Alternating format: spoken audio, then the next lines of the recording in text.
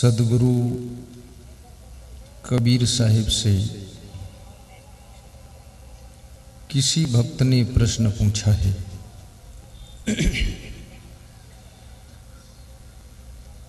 कि मनुष्य का सौभाग्य कैसे उदय हो सकता है।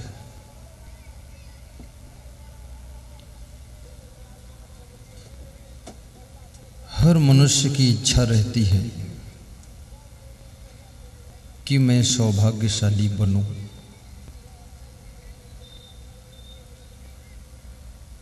कितने नर नारियों का भाग्य जिंदगी भर सोया रहता है। सुबह से लेकर शाम तक मेहनत तो बहुत करते हैं, लेकिन कुछ हाथ आता नहीं है। और कितने लोगों का भाग्य कम मेहनत से भी बहुत चमकता है। सोए हुए भाग्य को जगाने के लिए, खोई हुई किस्मत को पाने के लिए मनुष्य को क्या करना चाहिए, ऐसा संत कबीर से प्रश्न पूछा गया। संत कबीर कहते हैं उसको 4 काम करना चाहिए। 4 काम जो कर सकता है वो बहुत बड़ा भाग्यशाली बन सकता है। वे कौन कौन से 4 कार्य हैं, अभी मैं उसका वर्णन कर रहा हूं। ध्यान को एकाग्र कीजिए, सीधे बैठिए, मुखमंडल पर प्रसन्नता बनाए रखिए, चिंता की रेखाएं मिटा दीजिए। हंसने की बात आए जोर से हंस दीजिए, ताली बजाने की बात आए तो जोर से ताली भी बजा दीजिए।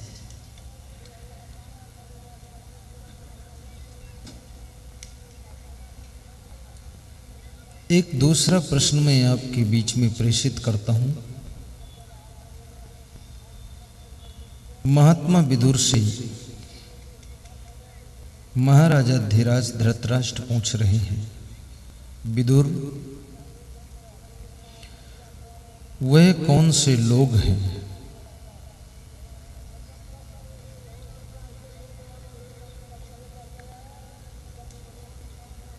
जिनकी उन्नति, जिनका विकास, जिनकी सफलता, जिनकी ऊंचाई और जिनकी प्रगति कभी धीमी नहीं होती है, हमेशा बढ़ती रहती है, उनके क्या लक्षण होते हैं। विदुर जी कहते हैं, राजन,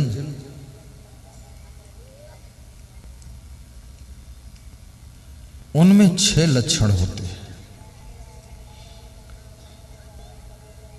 जिस मनुष्य में ये 6 बातें होती हैं उसकी उन्नति निरंतर होती रहती है। कौन कौन ये 6 बातें हैं, अभी थोड़ी देर में वर्णन करूंगा, थोड़ा इंतजार कीजिए। एक तीसरा प्रश्न भी मैं रख रहा हूं, बड़ा मार्मिक प्रश्न है।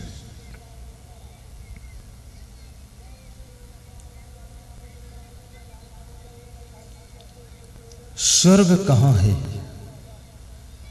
और नर्क कहां है। भारत देश के बहुत बड़े नीतिकार चाणक्य से यह प्रश्न पूछा गया। चाणक्य कहते हैं, जहां पर 4 बातें होती हैं वहां स्वर्ग आता है, और जहां 6 बातें हो जाती वहां नरक आ जाता है। कौन कौन 4 बातें हैं जिनके प्रभाव से स्वर्ग होता है, वे कौन कौन 6 चीजें हैं जिनकी वजह से मनुष्य की जिंदगी नरक बन जाती है। आइए सबसे पहले प्रथम प्रश्न का उत्तर देता हूं। इतने लंबे प्रश्न किया हूं कल तक प्रवचन करूं तो भी उत्तर पूरा नहीं होगा, लेकिन शॉर्ट में उत्तर दूंगा तो टाइम पर पूरा हो जाएगा। तो शॉर्टकट रास्ता अपनाता हूं, विस्तृत व्याख्या नहीं करूंगा। संत कबीर कहते हैं 4 बातें इंसान को सौभाग्यशाली बनाती है। नंबर 1 गुरु सेवा, नंबर 2 जन बंदगी। जन बंदगी का मतलब जन सेवा, गुरु सेवा और जन सेवा। सत्संगत और सत्संग, सत्संग सुनना, सत्संग कराना, सत्संग में जाना, सत्संग दूसरों से करवाना, सत्संग की प्रेरणा देना, सत्संग में सहयोग देना, सत्संग में दूसरों को ले जाना, ये सब चीजें मनुष्य के भाग्य को उदय कर देती है।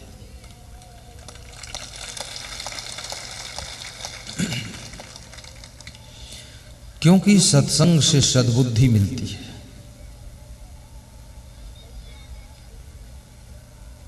और कुसंग से दुर्बुद्धि मिलती है। रावण के पास में सब कुछ था लेकिन सद्बुद्धि नहीं थी। राम के पास में धन दौलत तो नहीं थी लेकिन सद्बुद्धि थी। क्यों? क्योंकि राम के पास में सत्संग था। सत्संग के द्वारा सद्बुद्धि का जन्म होता है और जिसके पास में सद्बुद्धि है उसके पास में सुमति रहती है। और जहां सुमति तहां संपत्ति नाना। मानस की चौपाई है, आप गा सकते हो। जहां सुमति तहां, बोलते क्यों नहीं हो, डरते क्यों हो, गाइए। जहां सुमति तहां नाना संपत्ति। नाना मतलब वो मामा नाना नहीं, नाना मतलब विभिन्न प्रकार की संपत्ति। जहाँ सुमति तहाँ संपत्ति नाना, जहाँ कुमति तहाँ विपत्ति निधाना। कैसे पहचानोगी कि सुमत है?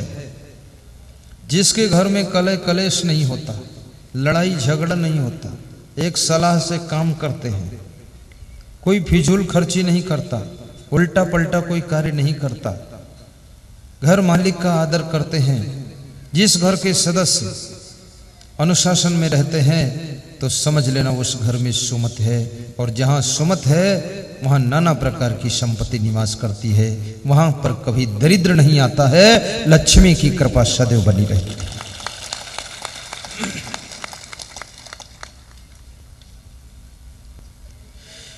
जिसके घर में कुमत होती है, छोटी छोटी बात में आपस में लोग लड़ते हैं, जिद करते हैं, हठ करते हैं, गुस्सा बहुत आती है। कुमत का पहला लक्षण है कि गुस्सा बहुत आएगी, जरा भी तुमको सहन शक्ति नहीं रहेगी। और जिसके पास सहन शक्ति नहीं है, गम जो नहीं खा सकता है, उस दुनिया में कुछ भी पा नहीं सकता है। जिसमें गम खाने की सामर्थ्य है, वो दुनिया में कुछ भी प्राप्त करने की ताकत रखता है। याद रखना, राजनीति में काम करो, चाहे बिजनेस में काम करो, चाहे साधु लाइन में साधना करो, लेकिन गम खाने वाला ही आगे बढ़ता है। जो गम नहीं खा पाता है उसका धीरे धीरे विकास कम हो जाता है। इसलिए गम खाइए और आगे बढ़िए। अपरिचित लोगों की गम खाना आसान है। दिल्ली में आपको कोई गाली दे दे, आप गम खा लोगे। अमेरिका में आपको कोई थप्पड़ मार दे, तुम गम खा लोगे। वहाँ से लौट करके आशा टोल में आओगे, लोग पूछेंगे अमेरिका कैसा लगा, तो तुम कहोगे अमेरिका तो बहुत अच्छा देश है। तुम ये नहीं बताओगे थप्पड़ भी वहाँ मिला है, वो गम खा लोगे। लेकिन आशा टोल में तुमको कोई गाली दे दे तो तुम कहोगे कि शाम तक तुमको देख लूँगा। अगर कोई थप्पड़ मार दे तो तुम कहोगे कल तक तुमको निपटा दूंगा। जहां तुम्हारा परिचय होता है, प्रभाव होता है, वहां पर तुम गम खाने में कमजोर पड़ जाते हो। जहां पर तुमको कोई जानता नहीं, मानता नहीं, पहचानता नहीं, वहां तुम चार धक्का खाकर भी मुस्कुराते हुए चले आते हो। परंतु याद रखना, अपनों के बीच में गम अधिक खाना चाहिए। पत्नी की गम खा लो। कभी कभी आपकी पत्नी भी कोई बात की जिद कर देगी, आप उससे भिड़ंत मत कीजिए उसी की बात को जीत जाने दो, शाम तक सोचेगी, समझ जाएगी। कभी कभी आपका पति किसी बात का हट करके बैठ जाए। लोग जवान हो जाते हैं, लोग बूढ़े हो जाते हैं, लोग बहुत बड़े हो जाते हैं, लेकिन उनका बचपना नहीं मिटता है। ये बचपना जवानी में भी रहता है, बुढ़ापे में भी रहता है। जब तुम हट करो, जब तुम जिद करो, जब तुम बार बार नाराज होने लग जाओ, तो समझ लो ये बचपन की आदत आपकी जवानी में भी जिंदा है। इसलिए आप जवान भले शरीर से हो गए हो, लेकिन मन से भी बचपन ही चल रहा है। शरीर से जवान होना जवान नहीं होता है। जिसके विचार जवान हो गए, जिसकी सोच जवान हो गई और जिसका चिंतन जवान हो गया, वो वास्तव में जवान होता है। कम उम्र में भी जवान लोग देखे जाते हैं और जवानी की उम्र में बचपने लोग देखे जाते हैं। और याद रखना भाइयों बहनों, बुढ़ापे में भी लोग बचपना छोड़ नहीं पाते हैं। और कभी कभी बचपन में भी बुढ़ापे जैसी गंभीरता, धीरता आ जाती है, तो समझ लो आदमी बचपन में ही बुढ़ापे का काम कर रहा है।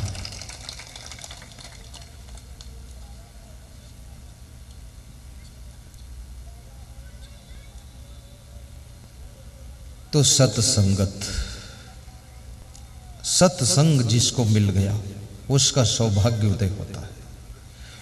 और सत्संग का मिलना कठिन है, और मिल जाए तो सत्संग में बैठना कठिन है, और बैठ जाओ तो सुनना कठिन है, क्योंकि खोपड़ी खाली नहीं, पूरा फुल है। मैंने सुना है कोई सम्राट किसी साधु के पास गया और साधु से पूछा कि हमें ज्ञान चाहिए। तो साधु ने उसका चेहरा गौर से देखा। Face is the index of all.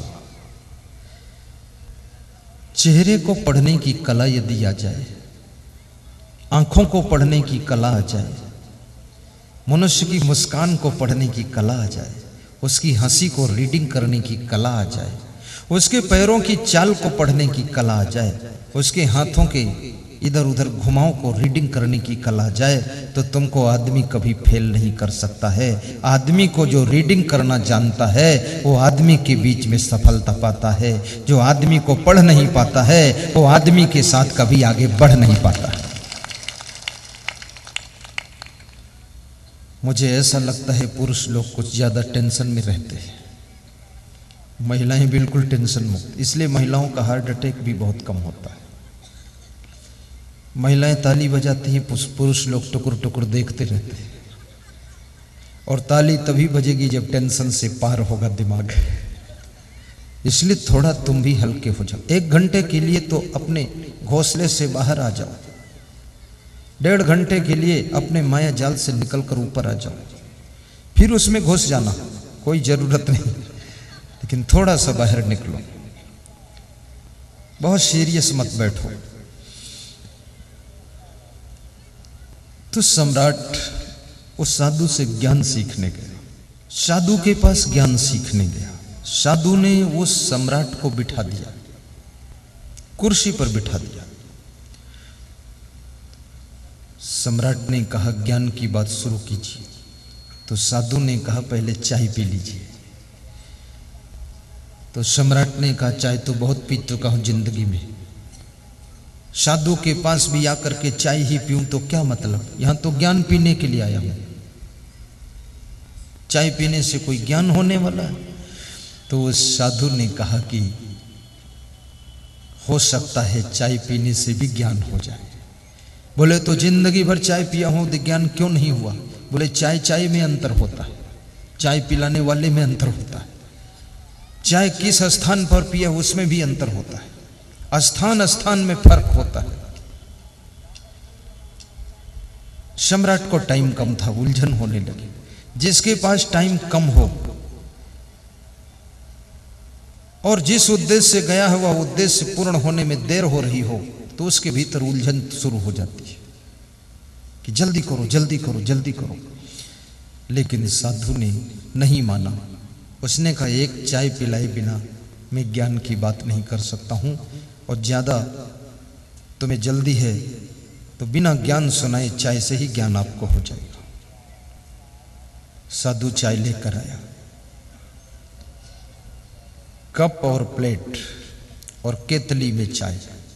साधु अपने हाथ से चाय ले आया, केतली में बनाकर कप और प्लेट पकड़ा दिया और कप में चाय डालना शुरू किया।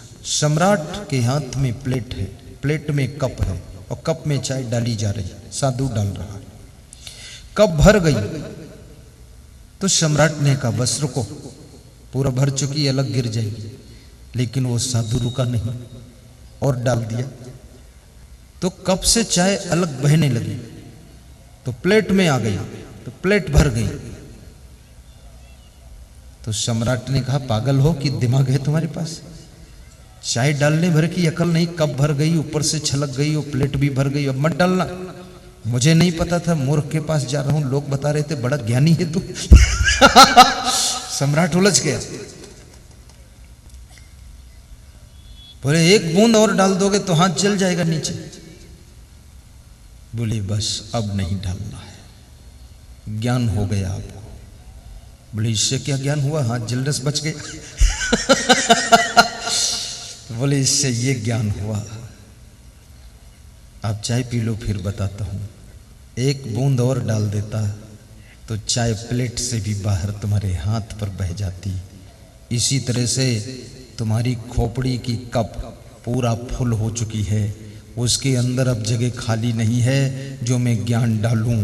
पहले खोपड़ी का कचड़ा बाहर निकालो, उसके बाद ज्ञान उसमें आ सकता है, पहले ज्ञान नहीं आया। ज्यादातर लोगों की खोपड़ी भरी रहती है। जिनकी खोपड़ी भरी है अहंकार से, जिनकी खोपड़ी भरी है मद से, जिनकी खोपड़ी भरी हुई है प्रपंच से, वे ज्ञान के शब्द नहीं सुन सकते। अभी श्रीमती वर्षा रानी विधायिका जी ने बहुत अच्छी बात कही कि 2-2 बजे रात तक हम आपका प्रवचन सुनते हैं। 2 बजे रात तक उनको क्यों जागना पड़ता है? एक तो प्रवचन की ललक, दूसरे पति का इंतजार। उनके पति 2-3 बजे 2:30 बजे रात को रोज पहुंचते हैं। राजनीति एक ऐसा व्यायामशाला है जहां पर सुबह 10 बजे से शुरू होता है संग्राम और रात में 3 बजे होता है विश्राम। उसको कहते हैं राजनीति का अभियान।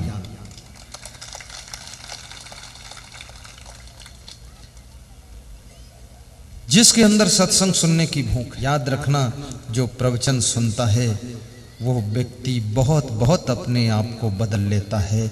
उसके अंदर करेक्शन होता जाता है, उसे डायरेक्शन मिलता जाता है। वो फिर रिएक्शन नहीं करता है, वो जनता के हित में एक्शन करता है। इसलिए प्रवचन के शब्द आपकी जिंदगी को संशोधित करने वाले होते हैं।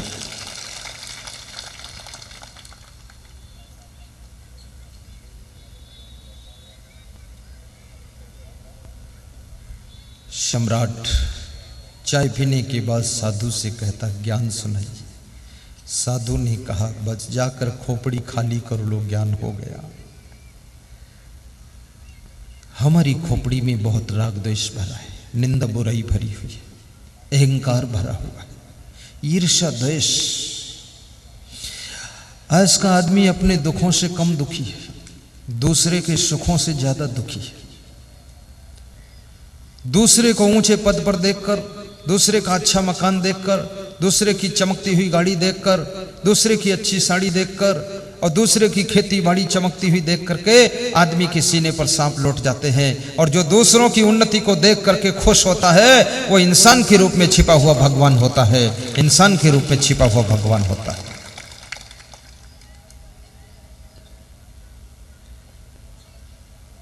पद्म पुराण में ऋषि ने एक श्लोक कहा है, पर दुखेन यो दुखी सुखो यश परश्रिया संसारे अस्मिन सह विज्ञेय साक्षात देव हरि स्वयं।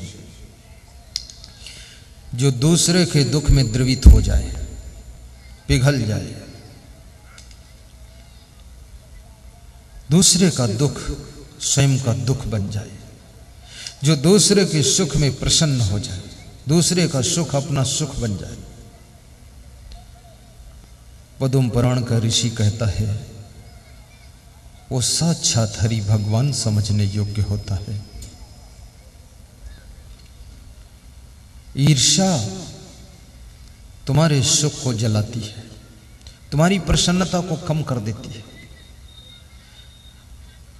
और दूसरों से ईर्ष्या करने वाले लोग स्वस्थ भी नहीं रहते। अपनी अपनी सामर्थ्य का प्रयोग कीजिए, क्षमताओं का सदुपयोग कीजिए, शक्तियों का सही कार्यों में समर्पण कीजिए। हर इंसान को शक्तियां प्रकृति देती है, और प्रकृति से जितनी शक्तियां मिलती उसमें गरीब और अमीर का भेद नहीं रहता है। प्रकृति जवानी देती है तो गरीब को भी देती है, अमीर को भी देती है। प्रकृति आंखें देती है तो गरीब को भी देती है और अमीर को भी देती है। प्रकृति कान देती है तो सुनने की शक्ति सबको देती, बोलने की शक्ति सबको देती है, सोचने की शक्ति देती है, दिमाग देती है, हाथ पांव देती है। प्रकृति सब कुछ बराबर देती है, लेकिन अंतर वहां हो जाता है कौन अपनी शक्तियों को सही प्रयोग कर रहा है, कौन दुरुपयोग कर रहा है, कौन शक्तियों का मिस यूज कर रहा है और कौन फिक्स यूज कर रहा है। जो शक्तियों को सही प्रयोग कर लेता है वो कम समय में चांद की ऊंचाइयों को छू लेता है। आपको जवानी मिली है, लेकिन जवानी का प्रयोग कहां कर रहे हो? जवानी तो राम को भी मिली थी, संतों की सेवा में लगाया, राक्षसी प्रवृत्तियों को खत्म करने में जवानी को अर्पित किया। जवानी रावण को मिली थी, आसुरी प्रवृत्तियों को बढ़ाने में जवानी को खर्च किया और साधु संतों को सताने में खर्च किया। इसलिए रावण राक्षस कहलाया और राम भगवान कहलाए। अपनी जवानी का सही प्रयोग करोगे तो भगवान का पद भी मिल सकता है। जवानी का दुरुपयोग करोगे तुम्हारे माँ बाप भी तुमको राक्षस कह सकते हैं। इसलिए जवानी को संभाल कर रखिए। और जवानी एक आंधी है, जवानी एक तूफान है, जवानी एक ताकत है। मैं जब संन्यास लेने लगा तो हमसे बहुत से लोगों ने कहा कि बुढ़ापे में संत होना चाहिए। तो हमने कहा तुम बूढ़े हो गए तो संत क्यों नहीं बने? फिर तुम्हारा तो बुढ़ापा आ गया, बन जाते। अरे बोले अब कहाँ जाएं हम? तो मैंने कहा मेरा भी बुढ़ापा आएगा तो मैं भी कहूंगा अब कहाँ जाऊं। युवावस्था में संत बनूंगा, तभी तो मैं बिहार के गांव गांव में आकर के सत्संग करूंगा। 80 साल की उम्र में संत बनोगे, न दिखाई पड़ेगा, न सुनाई पड़ेगा, न आवाज गले से निकलेगी और न तो शरीर में ताकत रहेगी पैरों में चलने की। वहां प्रवचन क्या सुनाओगे? इतनी दूर आ ही नहीं पाओगे। इसलिए साधु बनना हो तो भी युवावस्था में संत बनो। बुढ़ापे में तो सब महात्मा गांधी हो जाते हैं। एक आदमी किसी के घर में दावत खाने गया, उसके दोस्त ने ला करके मीट की प्लेट रखा, दारू की बोतल रखा, तो उसने दारू खोलकर मिट्टी में डाल दी और मीट प्लेट हटा करके दूर रख दी और बोला मेरे लिए दाल चावल लाइए, चूड़ा दही लाइए, मुझे मीट नहीं खाना है। अरे आपने कब से छोड़ दिया मीट, कब से छोड़ दिया मुर्गा? बोले कि तीर्थ स्नान गए थे वहां छोड़ा, कोई सत्संग में गए थे वहां छोड़ा। बोले नहीं, मेरे दांत गिर गए इसलिए अब हड्डी चबाते नहीं बनता है, इसलिए छोड़ा। दांत गिर गए, ये त्याग नहीं है, ये मजबूरी है। अब बकरे की हड्डी चबा नहीं पाते तो छोड़ दिया। संपन्न अवस्था में संयम साधिए, और संयम भी तुम्हारा अभ्यास है। जैसा अभ्यास कर लो वैसा जिंदगी जी सकते हो। जो कभी बीड़ी नहीं पीते हैं, ये महिलाएं बीड़ी नहीं पीती हैं, इनको बीड़ी की याद भी नहीं आती है। कुछ महिलाओं ने भी स्टार्ट किया है बीड़ी पीना, थोड़ा थोड़ा पी लेती है। सभी तो नहीं पीती है, पर इसमें भी कम से कम 5% महिला पीती है। पर यहां नहीं पीती है, खेत में पी लेती है। जिसने बीड़ी कभी नहीं पिया उसको बीड़ी की याद भी नहीं आती है। और जो बीड़ी पीता है तो बीड़ी के बिना उसको नींद भी नहीं आती है, नींद भी नहीं आती है। और सारे नशा ये मनुष्य ही करता है, कोई जानवर नशा करता ही नहीं। मनुष्य ने शराब का नाम चिंताहरण टॉनिक रखा है। बड़ा विचित्र आदमी है। और ये शराब चिंताहरण टॉनिक नहीं है, ये चितामरण टॉनिक है। ये जल्दी से तुमको चिता पर पहुंचाने वाली टॉनिक है। शराब पीने से कोई चिंता दूर होने वाली नहीं है। तुम्हारी वाइफ बीमार है, वाइफ के बीमार होने की तुमको चिंता है, तुम क्या शराब पी करके नशा में पड़े रहोगे? और जब नशा उतरेगा तो क्या वाइफ तुम्हारी अच्छी हो जाएगी? वो तो जैसी की तैसी बीमार ही रहेगी। तुम्हारे बेटे को नौकरी नहीं मिल रही, उसकी चिंता तुमको सता रही है। शराब के नशे में तुम पड़े रहोगे, शराब का नशा जब उतरेगा तो क्या उसको नौकरी उतनी देर में मिल जाएगी? शराब पीने से कोई समस्या का समाधान नहीं होता है। याद रखना, होश में जियो, विवेक से समस्या का समाधान ढूंढो तो जरूर समस्या का समाधान हो सकता है। नशा में कोई समाधान नहीं होता। और आदमी एक है, उसमें नशा अनेक है।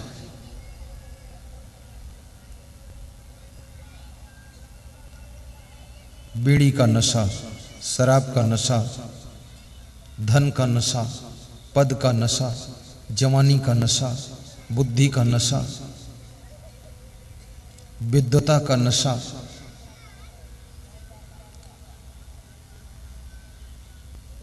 अनेक नशा, अनेक नशा में आदमी फंसा। इसलिए आदमी की दुर्दशा, आदमी की बहुत दुर्दशा है। आपके पास में सत्संग का नशा होना चाहिए। समय निकाल करके सत्संग सुनिए। आप चाहे किसान हो या बिजनेसमैन हो, मन की शांति के लिए सत्संग की जरूरत है। तो कबीर साहब कहते ये 4 बातें जिसके पास होती हैं। नंबर 1, गुरु की सेवा। गुरु की सेवा करने से गुरु का आशीर्वाद मिलता है। गुरु की सेवा करने से गुरु की कृपा मिलती है। गुरु की सेवा करने से गुरु हमें ज्ञान देता है। गुरु की सेवा करने से गुरु हमारे ऊपर प्रसन्न हो जाता है, तो हमारी मनोकामना पूरी हो जाती है। और गुरु उसे कहते जो अंधकार से प्रकाश की ओर ले जाए। अंधकार विनश्यत्वात् गुरु रित्य विधीयते। जो अंधकार का विनाश करता है वही गुरु होता है। जो ज्ञान का प्रकाश कर दे, अंधकार का विनाश कर दे, उसे गुरु कहते हैं। ऐसे गुरु की सेवा करने से जीवन में सुख शांति आती है, जीवन में उन्नति होती है और सौभाग्य उदय होता है। राम कृष्ण से को बड़ा उन्हों तो गुरु कीन, 3 लोक के वै धनी गुरु आगे आधी। राम कृष्ण से कौन बड़ा है? उन्होंने भी गुरु बनाया था। और गुरु की सेवा करने का आनंद ही कुछ और है। अभी मेरा सत्संग ममलखा गांव में था। ये ममलखा लैलक स्टेशन के पास में। 3 दिन का सत्संग था, 16, 17, 18। उस समय मेरा निवास सांसद बोलो मंडल के आवास भागलपुर में था। वहां 5 दिन में ठहरा। 5 दिन सांसद बोलो मंडल की पत्नी श्रीमती वर्षा रानी ने 3-3 घंटे सुबह शाम किचन में खड़े होकर के खुद नाश्ता बनाना, स्वल्पाहार बनाना और सफाई शुद्धता का विशेष ध्यान रखना। एक विधायिका होकर भी इतनी मेहनत उन्होंने किया। 5 दिन मेरी सेवा किया। मैंने कहा धन्य हो बेटी, आपकी सेवा करने के लिए बहुत कर्मचारी हैं, लेकिन आप स्वयं गुरु की सेवा के लिए आज खड़े हैं। ये तुम्हारी कितनी किस्मत है।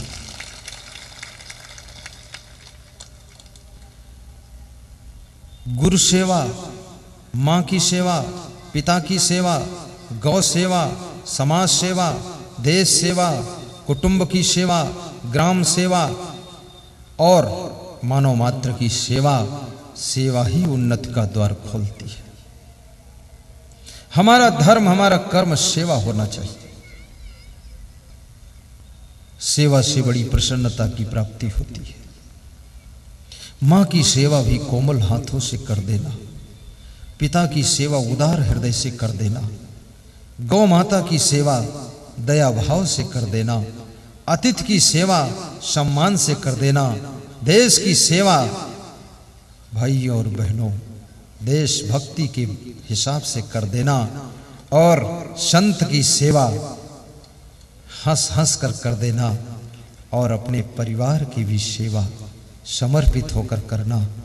तुम अपने को सेवक समझना और कुछ न समझना कि हम समाज के सेवक हैं।